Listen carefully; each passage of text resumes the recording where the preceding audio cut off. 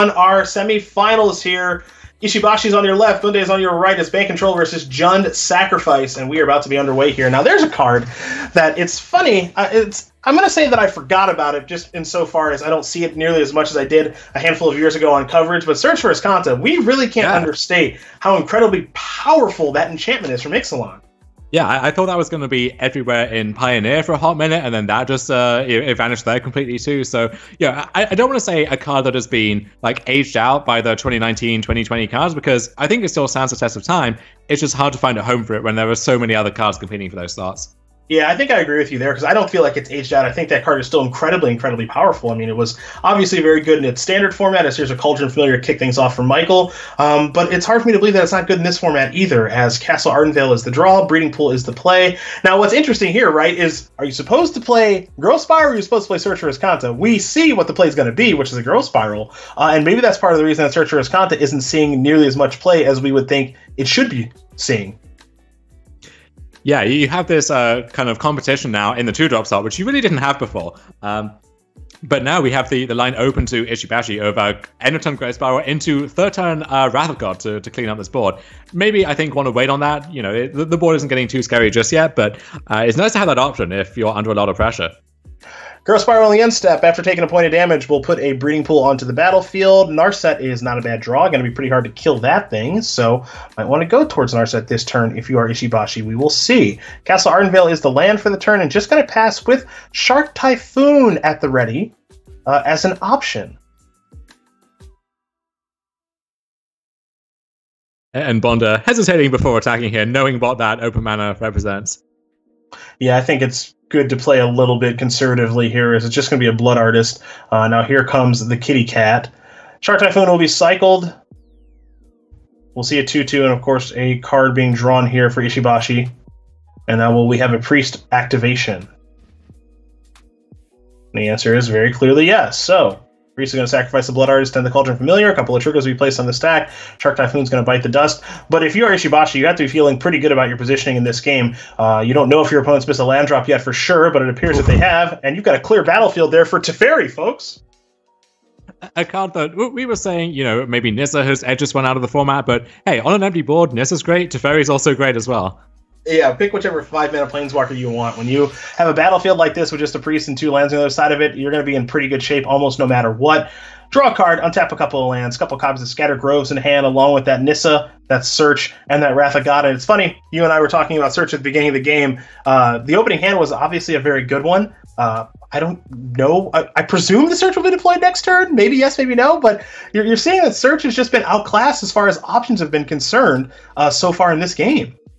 Yeah, maybe Narset is the real deal breaker there, where it kind of has a similar effect, but also just randomly hoses half of the opponent's deck if they're an Uro deck, or if you need to dig for something like a Wrath of God immediately, it gets you that a lot faster than Search for Iskanta does.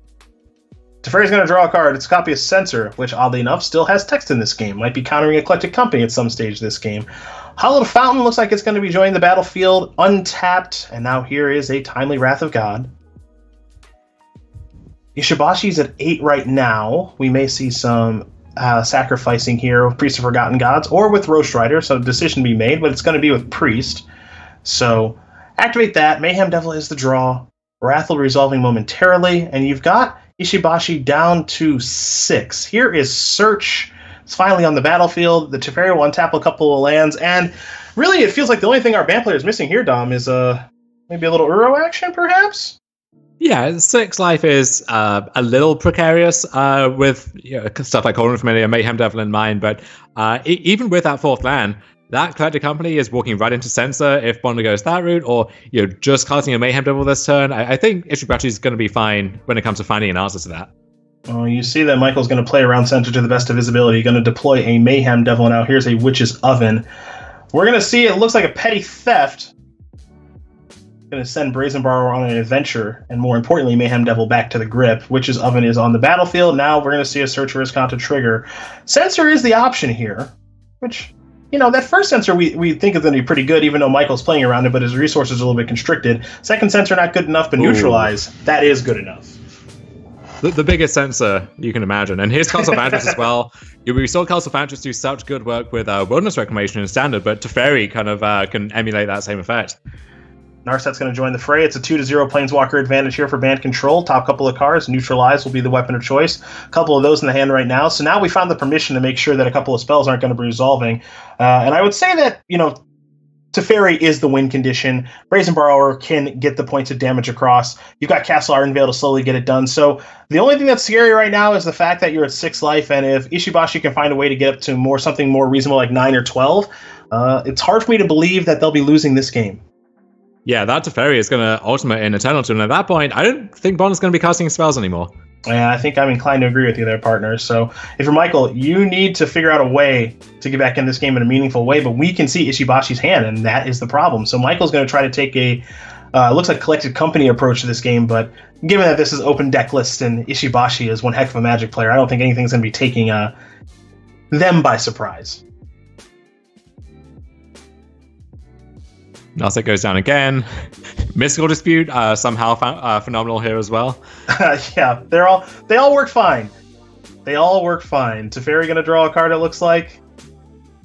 And you mentioned that Teferi Ultimate. It is a win condition in of itself. You don't really need anything else in order to get the job done. So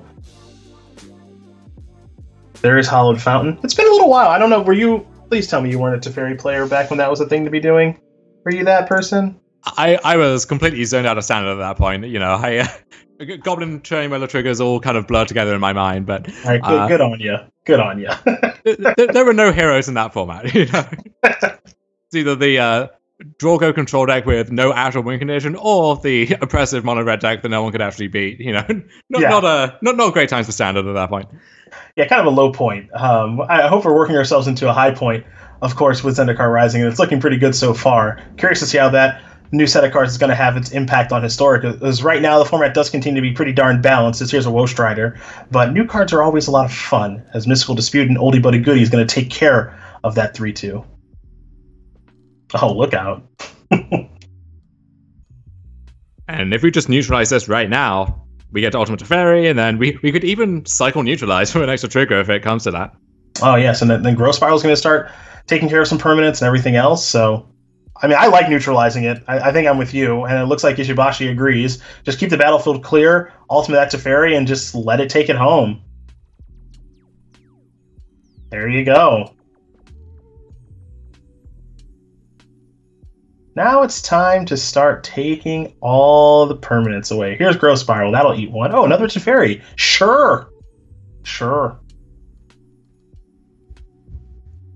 I admire Bonde's stubbornness, I suppose, for lack of a better word here. I would have had this in a long time ago. I don't think he's going to be hanging around much longer in this game. I've just got a sneaking suspicion we're going to see him pack this one in after one more draw step.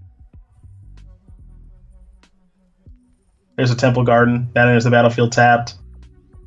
Gonna untap a couple of lands, it looks like. One of them will be Escanta, in case anything happens. Here's a Woe Strider. Yeah, I don't know, is that resolving? Who knows or cares? I have no idea. I did watch a good friend of mine lose an RBTQ final after ultimating Teferi, exiling all of his opponent's lands because he accumulated so many GRVs that they were upgraded to a game loss. So, oh, no, are you serious? So in paper, you have ours. On Arena, where that's not really in play, I think this is actually done. Yeah.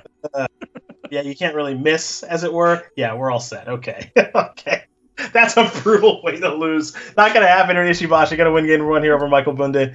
Band Control very quickly up a game here over Jund Sacrifice. So we want to turn our attention very quickly to our friends Corey Baumeister and Ross Merriam every Tuesday and Thursday at 1 p.m. East Coast time. Head over to twitch.tv/Star City Games and check out Versus Live. I know that on tomorrow's show, they're going to be playing with more Zendikar Rising cards. Let you see how those cards are working themselves into new formats. I think we can expect more of the same on Thursday as well. But again, every Tuesday and Thursday, you can find them over at twitch.tv/Star City Games for Versus Live. If you want to catch the live episodes of that, if you missed those, YouTube, StarCityGames.com, a bunch of places you can see the replay of watching those two great Magic players square off and do battle. And, Dom, assuming we're ever able to, leave our houses again, if you're ever able to make it to Roanoke before one of those invitationals, Might want to have you on Versus Live. Maybe do a little battle with Ross and or Corey. Any excuse to come down to Roanoke, just pick up the phone and I'm game. There you go. That's a good way to keep your job. Well done, buddy. Well done. Both these players did a little sideboarding. That was pretty straightforward there for Bank Control, right? Like, if the games are going to look like that, it's going to be pretty easy. Obviously, Michael's going to try to push back on that a little bit, but it didn't look too hard for Ishibashi there. Yeah, Ishibashi really making Michael look silly. And to be fair, I think that's exactly how you draw it out for Ishibashi, and Bonde really stumbled in that game. I think what we're looking for is Bonde forcing Ishibashi to have that first sweeper, that first Wrath Guard, and being able to follow up with a Collected Company or with some immediate threat that regains the initiative right then. But with being mana screwed as he was, he just wasn't able to string that together. Ishibashi really going back and forth on sideboarding here. We see Rest in Peace, a card which against some of these sacrifice decks is phenomenal. That's your best possible sideboard card, staying on the bench. And I think that reflects how the Bonde's deck is built explicitly to not really be as reliant on that stuff. We've still got the Cauldron Familiar loops. We've got Dreadhorde Butcher, which is nullified a little bit, Blood Artist, and so on. So I think it's still worth it. But the fact that it's even a discussion is noteworthy for sure. Yeah, I think that's actually what makes it interesting, because you can build these sacrifice decks in such a way that you can actually fight back against that card, either by killing it or ignoring it entirely. So it's not as snap, put it into my deck and let's move forward accordingly. So both players are going to take a look at the openers. This is a slow one for Ishibashi, putting it politely. And a more functional draw here for Michael Bonde on the other side. Missing, I think missing red mana for that Mayhem Devil, but we got some time to find that, I think. Yeah, you're in a slower game, in a slower matchup. Obviously, you don't want the game to drag on too long. Longer it goes, probably worse it is for you. But with Wostride able to fix things up a little bit as well, seems like a pretty straightforward keep, and I think Michael has kept his, whereas Ishibashi in the Tankaroo. Yeah, see, the thing is, if we can cycle that irrigated farmland, then the hand, maybe you talk yourself into keeping it, but we need that farmland in play right now to make all of those checklands actually function properly. So, and if we draw a land to turn those checklands on, then we're even more flooded than we were before. So, yeah, make the disciplined mulligan here for sure. Yeah, I like that mulligan too. I just think, with the new London mulligan rules and the fact that your deck just has a pretty high ceiling as far as hands are concerned, I think I'm totally fine mulliganing a hand as something a little bit more functional as opposed to trying to maybe get a little bit lucky. And everything you pointed out with the checklands does make a lot of sense to me. So I'm going to put Wrath of God on the bottom, draw it anyway, because obviously. Of course. And let's get this game rocking and rolling. I know you used to say mulliganing is a privilege, it's something you get to do, and that was before they made mulligans so much more powerful. So, definitely a good philosophy to take to heart. I love a good mulligan. Doesn't bother me any. My good friend in Ohio, Adam Yurchik, used to say keeping 7 is a luxury, and I do not disagree. It was always amusing to see people keeping these mediocre 7-card hands and losing and complaining and just thinking, you realize you have a choice there, right? Like no one's forcing you to keep that hand. You have agency in this game.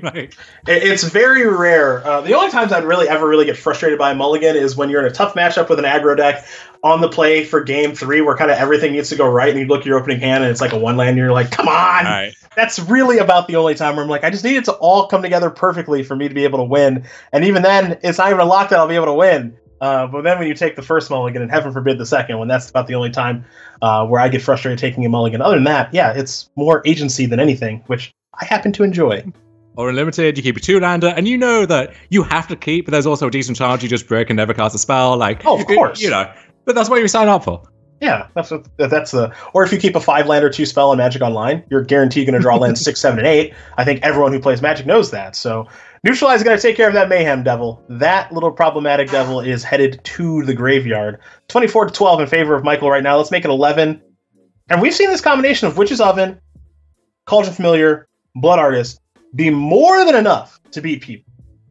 Yeah, and that time was an interesting pivot point where we could, in theory, let the devil resolve and then try and dig for that 4th land for Wrath of God, but if we miss, we just lose on the spot. And then also, between Blood Artist, Mayhem Devil, Witch's Oven, we're getting low enough that the Cauldron Familiar could just finish us off at that point. So, yeah, I don't think Ishibashi is happy to burn that Neutralize there, but he knows he has to do it. All right, kitty cat, come on back. Triggers aplenty. I'm just going to drain you and gain you. There's a land. This is a Woe Strider. Shields are down, so that's on the battlefield. Can, of course, sacrifice the goat for a trigger, so on and so forth. Teferi is not what the doctor ordered at all. And if you're Ishibashi, we can't find land number 4. Probably needed to be this turn. I suppose Uro can buy you maybe a little bit more time, but I'm expecting a really nice turn here from Michael, and it's going to start off by sacrificing that goat, scrying, and triggering the Blood Artist. Did we have a window to cycle that sensor there in the turn? Don't recall. Too old. At age 34, just don't remember anything. So... Call is going to come back. Fun to know how much time I have left. I'm just a glimpse into your future there, bud. That's all. That's all I am. Now, the Grays will start coming in. It's not so bad.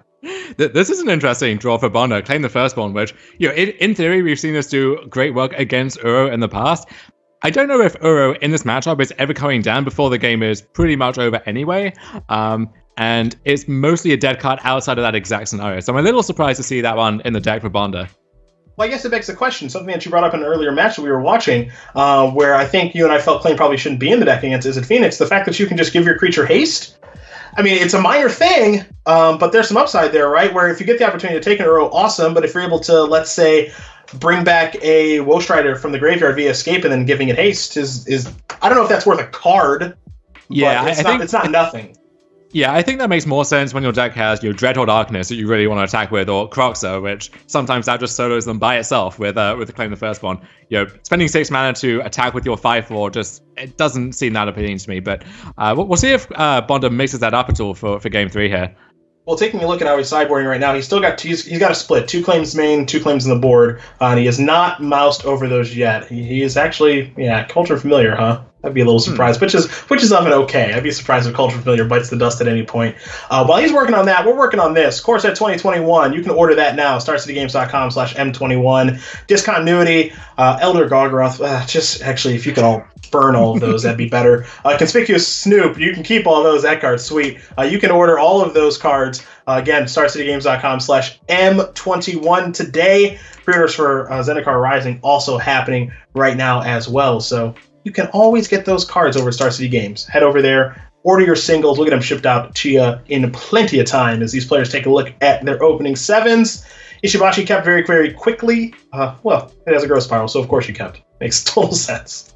Yeah, I think solid draws for both players to kick off Game 3. Bonde's draw a little landlight, and this castle somewhat awkward where we don't get to curve Cauldron Familiar into one of our 2-drops, but a swamp a nice pick up there to set up some future turns. Here's Dreadhorde Butcher. We're coming on in. That's going to hit 2/2 for now. Might be getting a little bit bigger over the course of this game. Let's do a little growth spiraling. Uro the draw. Irrigated Farmland will hit the battlefield, and Wrath of God, I think, was the draw there. A little confusing, but we are going to do nothing. Prepare to cycle a Shark Typhoon to trade with the Butcher, perhaps. No, that sounds good to me. And we are hearing that David Inglis is up a game in the semis over Lucas Twist.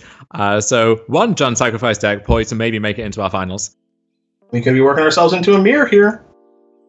Absolutely. And Bonde playing that Midnight Reaper pre-combat, knowing what 4 open mana could mean for Ishibashi in this spot.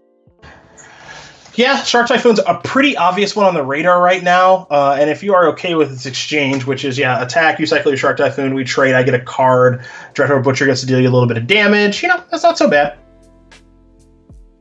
Yeah, Ishibashi might prefer to spend one of these Wrath of Gods here, have Shark Typhoon maybe as a follow-up play, but, if you trade off with the Butcher now, perhaps that gives you a window to cycle an Uro, hold up Neutralize if you draw it. Well, there is the Wrath of God. Midnight Reaper going to trigger a couple of cards. Butcher going upstairs, draw a couple of cards. One of the nice things about these sacrifice decks, unlike a traditional aggro deck, is something like a Wrath of God. I mean, it's nice, but it's not the end of the world. A card like Midnight Reaper is going to be able to get you some cards back. You've got Planeswalkers in your deck. You've got Cauldron Familiar plus Witch's Oven. So as powerful of a card as Wrath of God is, it's far from the end-all be-all in spots like this. Yeah, and I like Dreadhorde Butcher in the show, giving you this aggressive capability, while also, if you're building up power of the long game, just that directed damage off the sacrifice is pretty strong as well. Looks like it might be time for Midnight Reaper. This could be a turn of Midnight Reaper plus Blood Artist. And you see that without the Witch's Oven, and Bonde boarded out a copy, Cauldron Familiar is honestly not that impressive a lot of the time here. Yeah, I was a little surprised to see him board out a copy of Witch's Oven, but the same I think argument could be made insofar as Witch's Oven without Cauldron Familiar is not all that good, but Cauldron Familiar looking especially bad right now. Now, if a Witch's Oven shows up, obviously the dynamic on the game changes in a very meaningful way, as here comes Midnight Reaper into the red zone. But as things currently stand, not looking great. And Ishibashi is making these trades that seem good on paper, where we get to cycle Shot Typhoon, trade with the Midnight Reaper, but then both of us are kind of back up a card, but also Bonde drained for one off the Blood Artist, and I spend my entire turn cycling that Shot Typhoon. Now the shields are down for something like Vraska, which I can't neutralize, so Ishibashi is constantly on the back foot, and there's no real way to flip that around and regain the initiative. Yeah, one thing too, if I'm Michael right now, as I'm playing this game, and there are no guarantees of this, of course, but my opponent's already used 2 Wraths. So I'm not that scared of future sweepers. Doesn't mean that Ishibashi can't find an additional Wrath or anything like that as collected companies to draw off of Vraska. But, I'm more willing to just go, hey, more stuff. Just dump more things on the battlefield and feel pretty confident that my battlefield's not going to get blown up again. At least, I don't know when, but I'm going to feel pretty confident about that not being the case. Yeah, Michael Bonde looking good here in this Game 3, and there may be a Jund Sacrifice mirror in our finals here, as David Inglis has defeated Lucas Twist 2-0. So Tangrams in, I believe, his 3rd top 8 now on the SCG Tour online, looking to walk away with a trophy here from one of these things. Yeah, he's been a dominant player on the SCG Tour online, that is for sure. Hasn't got the trophy yet, but looking to get the first one now. And that Jund Sacrifice deck, much different than what Michael's playing, much different than what a lot of people are playing, seems incredibly well positioned. Korvold, maybe a forgotten gem, but a darn good one, is here as a Woe Strider being placed onto the stack. This one is powerful, and one could argue worth countering, but Escape means that countering it is only temporary in most instances. Either way, that's taken care of. And now, Jingantha. I like it. And with that hard counter gone, it's going to be very tricky for Ishibashi to answer the Eclectic Company, which is the perfect follow-up to any kind of sweeper or tapping out for Shark Typhoon or Uro. So that is the threat of that is looming large over this game now. Well, here comes Santa Claus. Uro. No, there's a Wrath in hand. So I talked about the fact that 2 Wraths have already been used. Now a 3rd one has been drawn. So does this contort the way that Bonde plays the game at all, assuming that this would be taken care of? In the meantime, Wrath is going to take care of Uro. So that's part of the reason you see that Planeswalker starting to work itself into these Jund Sacrifice strategies nowadays. Not only does it take care of Cage and other permanents, but also has the ability to take care of an Uro, which that's the thing that comes up because it just did. Yeah, or in this matchup, if Ishibashi did have Rest in Peace, a good way to tag that without being as narrow as Reclamation Stage. Now, here's an interesting spot. This is going to be Eclectic Company right now. And this is what I was talking about with regards to playing around something like a Wrath of God, where you assume, I want to do this now. You already used 2 Wraths. What's the likelihood that you have a 3rd Wrath? We're seeing the cycling take place of Censor. Neutralize was the draw. If Ishibashi had a Neutralize, probably would have neutralized it. However, that Eclectic Company in a weird way was kind of countered anyway because it was a really bad one. Yeah, Eclectic Company has been rancid every time it's appeared on camera this weekend. I haven't seen a good one yet, that's for sure. I can't say that I've watched every match, but the ones I've been a part of, absolutely horrible. And from a few turns ago, where it seemed like Bonde was very far ahead, I kind of think Ishibashi is stabilized now. It feels like it. I mean, he's getting to the point of stabilization. There's still an active Rask on the battlefield. There's still a Woe Strider in the graveyard. Witch's Oven showing up is still really bad news. And Vraska is a card drawing engine. So I don't think it's over, and I'm not saying that you're saying it's over, but stabilization doesn't feel complete yet, but we're getting close.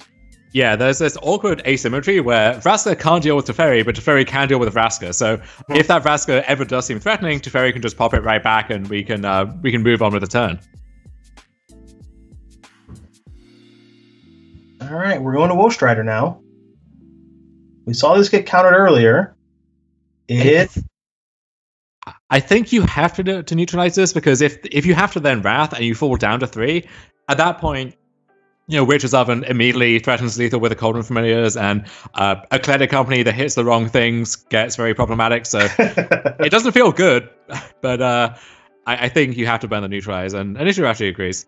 Yeah, I think I'm with you on that one. It's not your favorite play, but it's the play that you got to make. So here's Scrabbling Claws, and that's not the 1-mana artifact that Michael was looking for. It's a different one that's a little bit better. Now, this isn't, I guess, the worst thing in the world because it can take care of Uro, which isn't so bad. Hallowed Fountain to draw. We are seeing right now, though, you can feel it. There's a changing of the tides right now, and so far as it is starting to really go Ishibashi's way right now, and Michael is trying to keep his grasp on this game because if Ishibashi is able to fully stabilize, there's no coming back. We know that about these ban control decks, and any deck that has Teferi, as we saw in the first game. Once everything is online, you're dead. You're not. There's no way to get yourself back into the game. So it's a little bit tenuous right now for Michael, and it's continuing to go away from him. Censor, not a great draw with Teferi. Blood Artist is warping this game in this unusual way where right now it poses no real threat. Bonde doesn't have anything to use it with, but if he's able to add another creature to the battlefield, then wrathing all of those away puts Ishibashi at a very low life level. So it's a kind of implied threat, but not an actual threat until the time is right. And that time may never be right. Those Blood Artists may not actually do anything relevant in this game. 7 lands on the battlefield right now for Ishibashi. Was thinking Uro. Thinking something a little bit different right now. Okay, so Hallowed Fountain's going to enter the battlefield tapped. These Shark Typhoons, as big as they can be, how big of a role are they playing in this game? Doesn't appear to be that big of one. At least not yet. I mean, the nice thing about Shark Typhoon is that it does close a game out pretty darn quick. So we can't forget about that.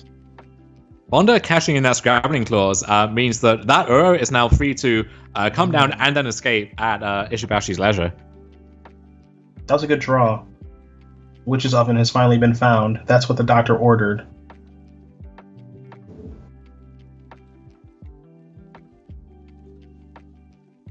So let's see, we're going to see a Growth Spiral here, it looks like. Okay. There's Castle of Antris. And you can see right now, this is part of what illustrates why Field of the Dead was banned. Think of if this was a Field of the Dead matchup where Michael is kind of floundering around a little bit and Ishibashi's like, how about 8/2/2s? How about you don't get any time to get back into this game? What if you can't interact with my win condition and all of my cards then become win conditions because they just give me more lands? How about that? This is a world difference. This is a world difference right now. If Field of the Dead was involved in this game, this would be over. As it stands, Ishibashi is, kind of pulling a little game of tug rope, saying, "I'm taking over." And Michael said, "Not yet, not yet. I have a Woe Strider. I have a Witch's Oven. I have a mana left over for your Censor." So this actually, I mean, I'm trying to run through the arithmetic quickly in my head, but this is pretty close to lethal. At 11 life. So we sacrifice a goat. That's 2. We get a food. We sacrifice it to Familiar. That brings back drains for 1. So that's 3. We can sacrifice that again. That's 5. And then we're kind of limited past that point. But you're making some real headway by doing things that way. And once Witch's Oven is on the battlefield, you feel pretty safe about it not leaving the battlefield. But yeah, the other thing there too is that sequence I just described is only with, sacrificing the goat, bringing the Familiar, sacrificing the Familiar. If you have to wrath away those 3 creatures all at the same time, you get 6 Blood Artist triggers. That's lethal. So you have to either use the Teferi or maybe gain some life with an Uro to preempt that, but even that doesn't work because you're sacrificing it, so you're losing 2 life again. So this is a tough needle to thread for Ishibashi. Well, we just saw a goat get sacrificed to Woe Strider. Now we're going to see Vraska. You can sacrifice a permanent. If you do, gain a life, draw a card. Okay, so we're going to draw a card. Dreadhorde Butcher. All right. Okay. That's a little sneaky, but I feel like it's going to come up. All right, here's Shark Typhoon. So this is actually somewhat awkward too, because now if we have to wrath away the board, we also get a Blood Artist trigger for Bonde for each Blood Artist left on the battlefield. So we're kind of preventing attacks, but also increasing the non-combat potential of Bonde's battlefield. Yep.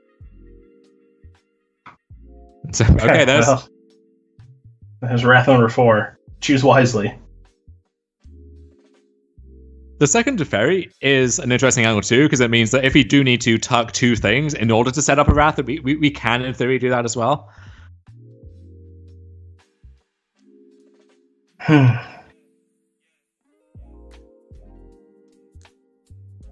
All right, Sharky. Where's Emma when you need the shark noise? Jeez.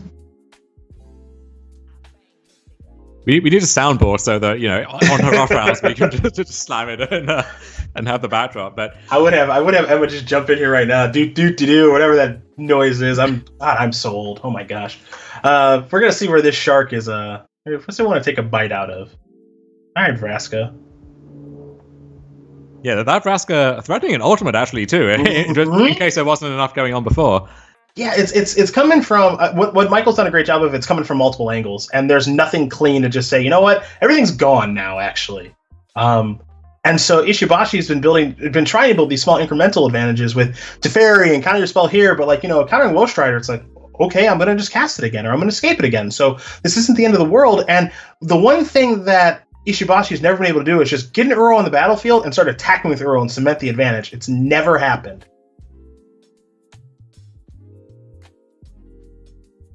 So there's Breeding Pool. Uro's going to head to the graveyard. Oh boy. That's fun. Yeah.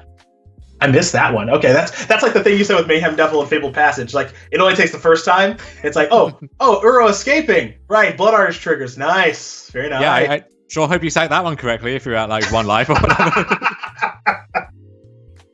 Yes, very good point. All right, here we go. So Wrath of God looks like it's going to be cast. Witch's Oven's going to do a little work here. And you see Michael is moving very, very quickly now. So he's going to get a Cauldron Familiar back. Let's get another Cauldron Familiar back. Is this just lethal right now? I think this is lethal right now if the Wrath resolves, right? Yeah. And the Wrath resolving is what makes it lethal, I think. Yep, that's exactly it. There we go. Yeah, because now you're going to get Blood Artist triggers. That's 3, that's 4, that's 5. That's 6. 6 is what you're at. And Wrath of God, indeed. You killed yourself. Or as what DJ Khaled say, you played yourself. I don't know who says it, but it's true.